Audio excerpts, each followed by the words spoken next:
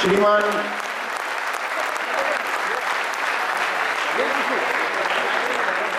RSN Singh ji का स्वागत करेंगे।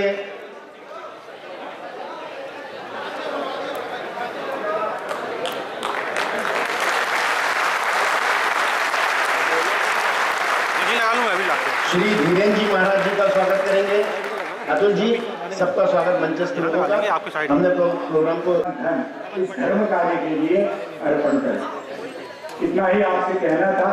समय की कमी के चलते मैं प्रभारी को विराम देता हूँ। आप सभी का धन्यवाद।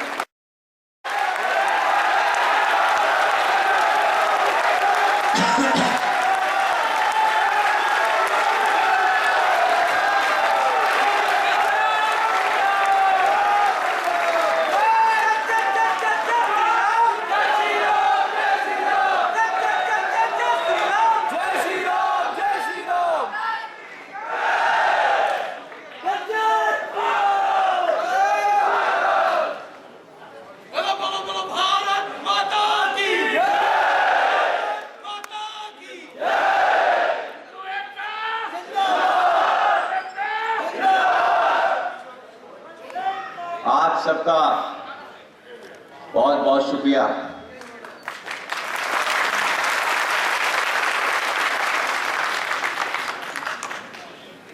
आज के प्रोग्राम के मुंतज़मीन, आयोजक, ऑर्गेनाइजर, हिंदू सेवा परिषद, उसके तमाम ओहदेदार, जनाब अतुल जैसवानी साहब, इस संस्था के संस्थापक उत्कर्ष रावत भाई, जितेंद्र भाई, नितिन सौफ अली, सौरभ जैन साहब, प्रतीक अग्रवाल भाई, जो लगातार 2 दिन से हमें सकुशल यहाँ से लेकर के 200 किलोमीटर दूर गाड़ी में घुमा रहे हैं। प्रतीक भाई, आपका विशेष धन्यवाद। अक्षय झा साहब, बंटी भाई और बबली पाटवा जी, आपने सिंह साहब को सुना और मैं सिंह साहब से लगभग डेली किसी न किसी विषय पे बात करता हूं।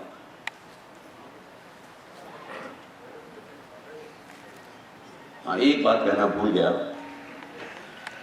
इस सभागार में कोई भी मेरी मां, बहन, बेटी या कोई बुजुर्ग खड़ा हो और उसको कहीं जगह न मिल रही हो तो वो यहां भी आके बैठ सकता है।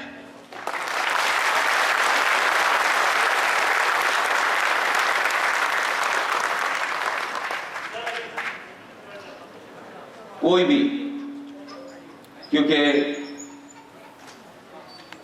मुझे अपने बारे में भी कोई बदख्याली नहीं है और सिंह साहब तो इस बात को मानते ही नहीं है कि हमें कोई देखने आया है। हम जानते हैं कि देखने स्मार्टनेस की परिभाषा और सुंदरता की परिभाषा अब पीछे चली गई है।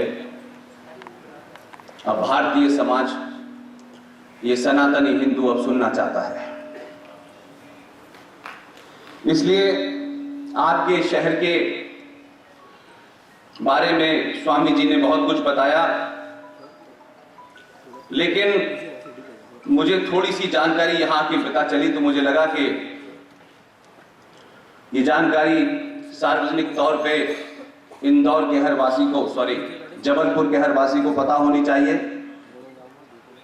और सिर्फ न पता होनी चाहिए बल्कि इस पे गर्व करना चाहिए। आपका जिला, आपके इस डिस्ट्रिक्ट में ऐसे भी लोग रहते हैं, ऐसी भी विभूतियां रहती हैं, उनके परिवार के लोग रहते हैं,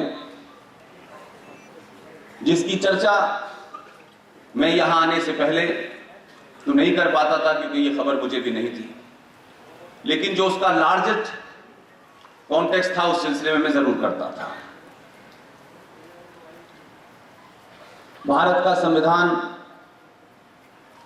26 जनवरी 1950 को लागू हुआ और देश गणतंत्र बना। लेकिन संविधान में तमाम डिबेट्स हुई और उसके बाद में उसका फाइनल प्रारूप निकला और प्रधानमंत्री जो उस वक्त के थे, जो बिना चुनाव लड़े, बिना आजाद हुए मुल्क के पहले प्रधानमंत्री बन चुके थे, उन्होंने एक कमेटी बनाई और शांति निकेतन के एक बहुत बड़े आर्टिस्ट को यह काम दिया गया कि भारत का ये जो संविधान है, इस संविधान का एक प्रियम्बल है, तमाम चीजें इसमें भारत में क्या होगा, कैसे होगा, कानून क्या होगा, नहीं होगा, कौन सी धारा क्या करेगी, तमाम सारी चीजों का वर्णन है। लेकिन नंदलाल बोस से यह बात कही गई कि आप भारत की जो हजारों साल की परंपरा और सभ्यता है, उस सभ्यता के कुछ चित्रों को आप विजुलाइज करें और इस संविधान में जहां जगह जगह खाली है वहां उनका स्केच बनाएं। कोई 40 स्केचेस बने और उसके बाद कुल मिला के 22 पास कर दिए गए। लेकिन आपके शहर के एक बहुत ही मशहूर नाम है उनका, नंदलाल बोस की कमेटी में जबलपुर के वयोहार राम मनोहर जी भी शामिल थे।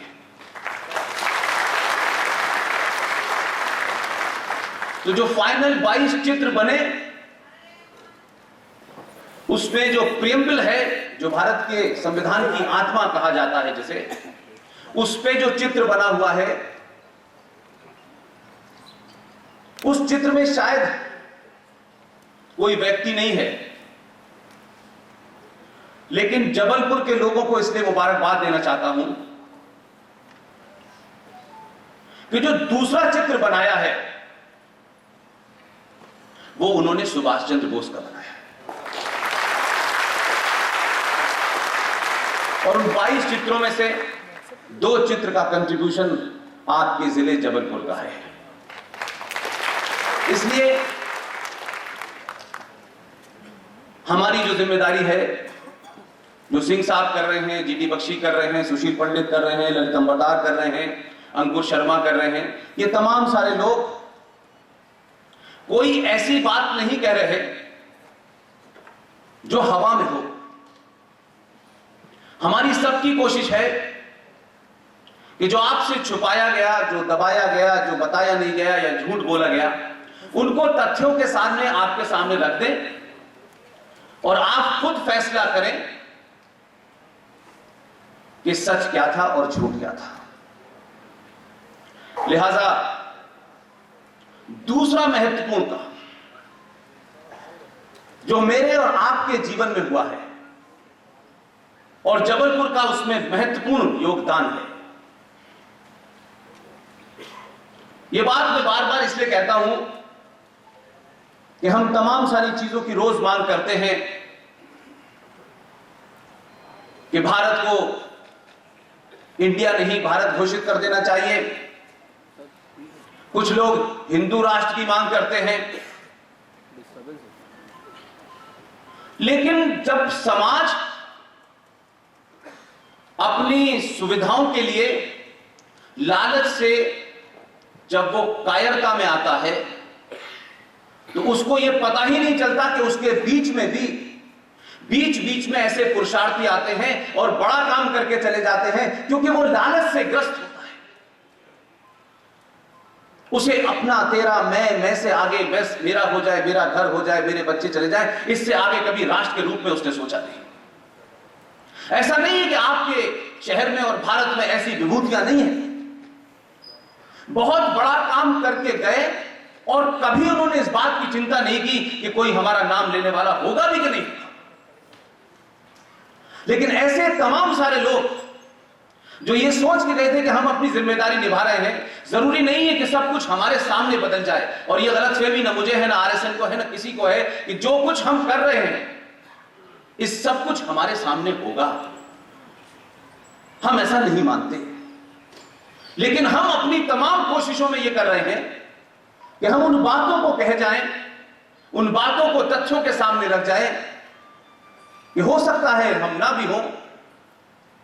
तो जैसे मैं आज उन तमाम जो विभूति हैं, जब उनकी बात करता हूं तो आपको लगता है कि ये हमने पहले क्यों नहीं सोचा था। इसलिए जबलपुर के बारे में एक घटना आपको बताना चाहता हूं, और उसका श्रेय पूरे तौर पे जबलपुर के लोगों को है, मध्य प्रदेश को है, पूरे देश में। इलाहाबाद हाई कोर्ट, जिसे अब प्रयागराज में बदल दिया गया है, इलाहाबाद हाई कोर्ट में एक मुकदमा पहुंचा, और मुकदमा दो कृष्ण भगवान के छोटे से दो मंदिरों का, दो भाई के बीच का झगड़ा था। आप सोचिए कि अगर आपका एजेंडा क्लियर है और आपके एजेंडे में मैं नहीं हूं, मेरा नहीं है, मेरा स्वार्थ नहीं है, और अगर राष्ट्र है, तो आप कितनी बारीकी से उस व्यवस्था में, जिस व्यवस्था को सुबह शाम हम बदलने में लगे रहते हैं, यह कब बदलेगी, कैसे बदलेगी। व्यवस्था को जब बदलना होगा बदलेगी, लेकिन अगर आप बदल जाएंगे तो व्यवस्था में से कैसे रास्ता निकाल लेंगे, ये बात मैं रखना चाहता हूं। छोटे से दो मंदिरों का झगड़ा था। अब क्योंकि वो जीवित हैं, मेरे बुजुर्ग हैं, उनसे बहुत सारी चीजें मैं पूछता रहता हूं। मुझे खुशी है कि मैं ऐसे लोगों के सानिध्य में हूं और उनसे मिलने का मौका मिलता है, उनसे सीखने का भी मौका मिलता है। वो मुकदमा छोटा सा चला, और मुकदमा दायर करने वाले दोनों हिंदू थे, और उन्होंने सुनवाई शुरू कर दी। अब कृष्ण भगवान का मामला था, तो क्योंकि जज साहब अपने एजेंडे में बिल्कुल क्लियर थे, उन्होंने खूब बहस की। बहस करते करते कृष्ण जी का जिक्र आया, कृष्ण भगवान के जिक्र के साथ साथ गीता का जिक्र आया, और वो मुद्दा जो छोटा सा था, जो दो मंदिरों का था, वो बहुत पीछे छूट गया। और फिर उन्होंने कहा कि भारत की आजादी में और भारत के एक लंबे कालखंड में 712 से लेकर अब तक गीता का एक महत्वपूर्ण रोल रहा है। बहुत सारे लोगों की तब भी समझ में नहीं आया, और आखिर में कुल मिलाकर के उन जज साहब ने मंदिर का फैसला किया, और अपने जजमेंट में लिखा कि गीता भारत का राष्ट्रीय ग्रंथ है।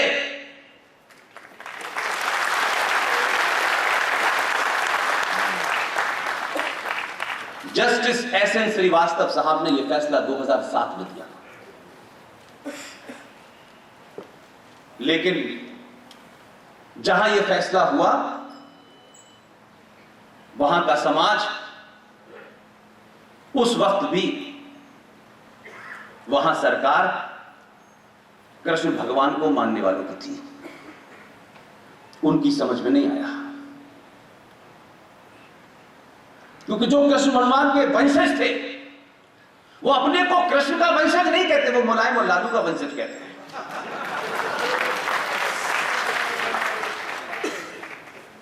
इसलिए जिन्हें कृष्ण का वंशज होना चाहिए था,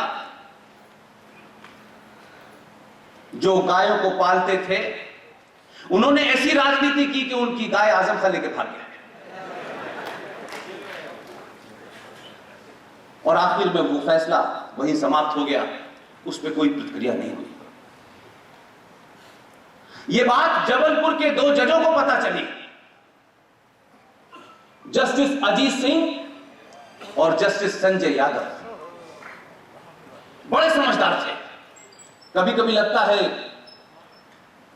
कि अगर आपके और मेरे बीच में एजेंडा एक है, मकसद एक है, तो कभी कभी टेलीफोन की भी जरूरत नहीं पड़ती है। वो भावनाएं, वो रेज आप तक खुद ब खुद पहुंच जाती है। लिहाजा जस्टिस अजीत सिंह और संजय यादव जी ने इसकी सुनवाई की, तो जैसे ही आपके यहां यह हुआ तो यकायक एक साहब ने छोटे भाई का पजामा जल्दी में पहना और बड़े भाई का कुर्ता पहन के कोर्ट भागे। तो बोले रोको रोको रोको, इस पे तो कुछ होने वाला है। साथ में बिना शादी के हुआ एक फादर भी भागा सफेद कपड़ों में। दोनों ने मिलकर अपील कर दी, बहस हुई।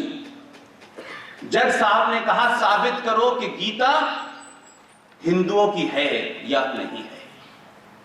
उनको ट्रांसलेशन की कॉपी दी गई और हवाला दिया गया इलाहाबाद हाई कोर्ट का। लंबी बहस के बाद दोनों के पास पूरी गीता में एक शब्द नहीं मिला जिसका हिंदू से कोई लेना देना हो, और सर्वसम्मति से यह फैसला आपकी जबलपुर हाई कोर्ट ने पास किया कि गीता राष्ट्रीय ग्रंथ है।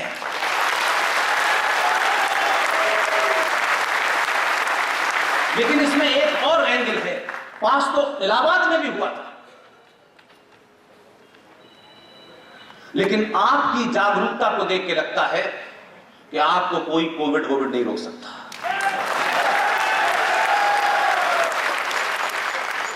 यही कारण होगा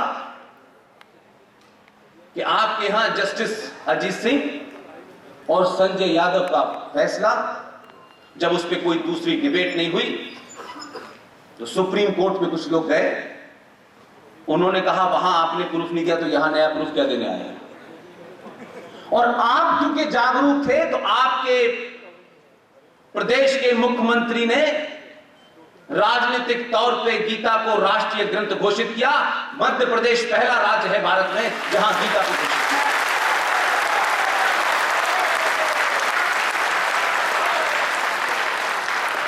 और मध्य प्रदेश के जागरूक नागरिकों के दबाव में गीता के सार को कंपलसरी कर दिया गया स्कूल में।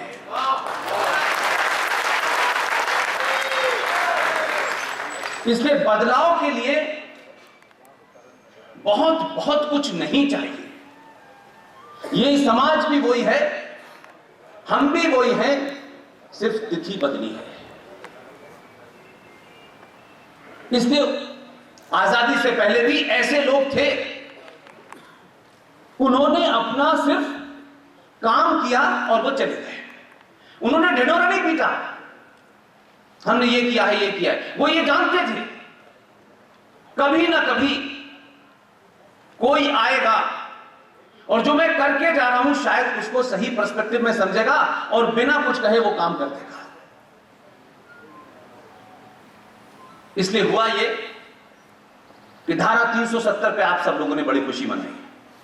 ये बार बार मैं इसलिए रिपीट करता हूं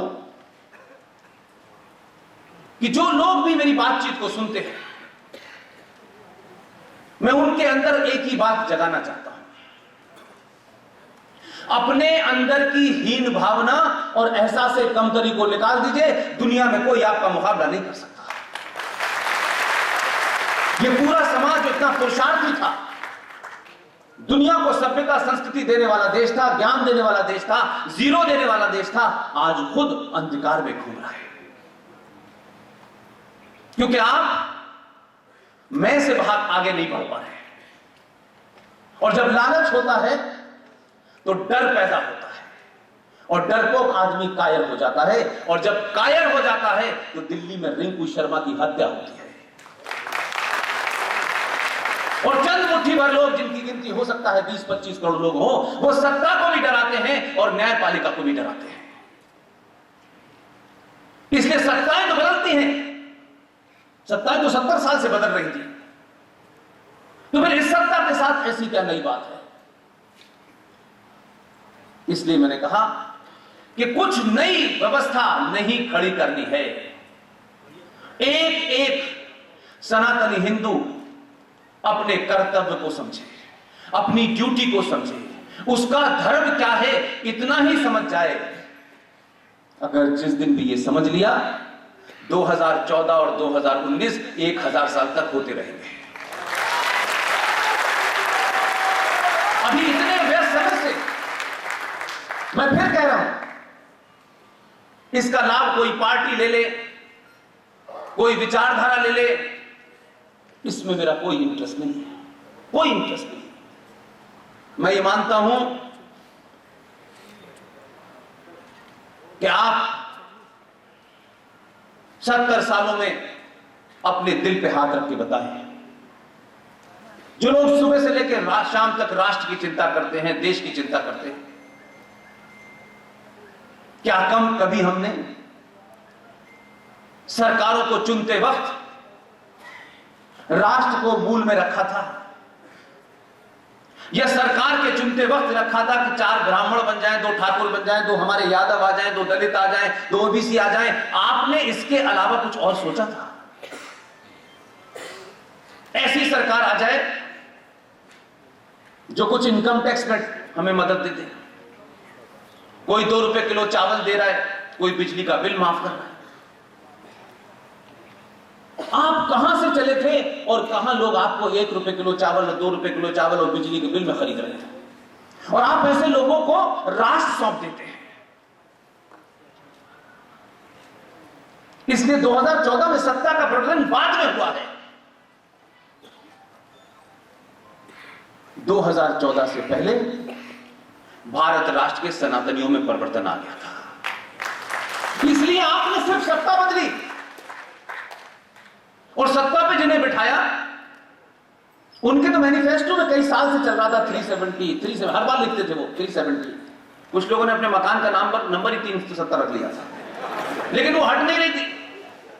हटाएंगे हटाएंगे, ऐसे होगा वैसे होगा, और ये सरकार भी नहीं हटा सकती थी, ये सरकार भी नहीं हटा सकती थी। आप कहेंगे फिर कैसे हट गई? मैंने इसीलिए कहा कि इसी व्यवस्था में अगर आपकी विजन क्लियर है तो सत्ता की चीजों के गुणा भाग को कैसे ऊपर नीचे किया जाता है, दिन के उजाले में किया, सबके सामने किया। कोई ये आरोप नहीं है कि कुछ झूठ बोल दिया हो, कुछ छुपा दिया हो। 370 के लिए दोनों सदनों में सत्ता पक्ष का बहुमत चाहिए था। इसलिए घटनाओं को थोड़ा से ध्यान से देखें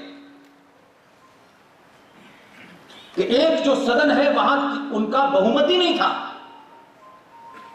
लेकिन यह तय किया कि कहीं ऐसा ना हो कि 2019 आ गया है, 283 से हमने 303 सीटें ले ली हैं, अब शायद सनातनी इस बात का इंतजार नहीं करेगा कि हम 2024 में 500 सीटें देंगे तब आप हटाएंगे।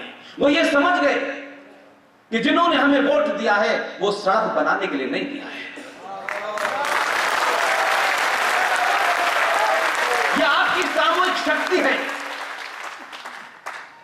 कि उनको बिना कहे यह समझ आने लगा, और वे जानते थे, इसका मंथन हुआ कि भाई अगर हमने वो काम नहीं किए तो हम 2024 में क्या करेंगे। और आपकी सामूहिक शक्ति का दबाव है। मुझसे बुजुर्ग लोग बैठे हैं, सत्ता और विपक्ष के लोग हों, पार्लियामेंट की प्रोसीडिंग जानते हैं। इस संसदीय प्रणाली के अंदर मैंने पहली बार एक अद्भुत घटना देखी, क्योंकि मैं कुछ लोगों के संपर्क में रहता हूं, इसलिए मुझे चीजें का थोड़ा पता रहता है। लेकिन मैंने भी राष्ट्र हित में कहीं जल्दबाजी में कहा नहीं है कि ये कह के मैं बताता कि मुझे ये ज्ञान प्राप्त है, मुझे ज्ञान प्राप्त था, लेकिन कहा नहीं। जब सब कुछ हो गया, मोहर लग गई, तब मैंने पब्लिक में कहा। पहली बार संसदीय प्रणाली के अंदर एक ऐसा महत्वपूर्ण बिल जिसे दोनों सदनों से पास कराना था, उसे सरकार राज्यसभा में पहले लेके आई, जहां उसका बहुमत नहीं था। अब बहुत सारे लोग बड़े अचंभे में थे कि यह कैसे हो सकता है, यह रिस्क कैसे ले सकती है सरकार। उसमें बहुत लोगों का यह तर्क आया कि यह सरकार हिंदुओं को मूर्ख बना रही है। कह दे कि राज्यसभा में गिर गया और फिर कहेगी कि राज्यसभा में हमारा बहुमत नहीं था, अब हमें राज्यसभा में बहुमत दीजिए। बहुत सारे लोग जल्दबाजी में थे, बड़ी जल्दबाजी में थे,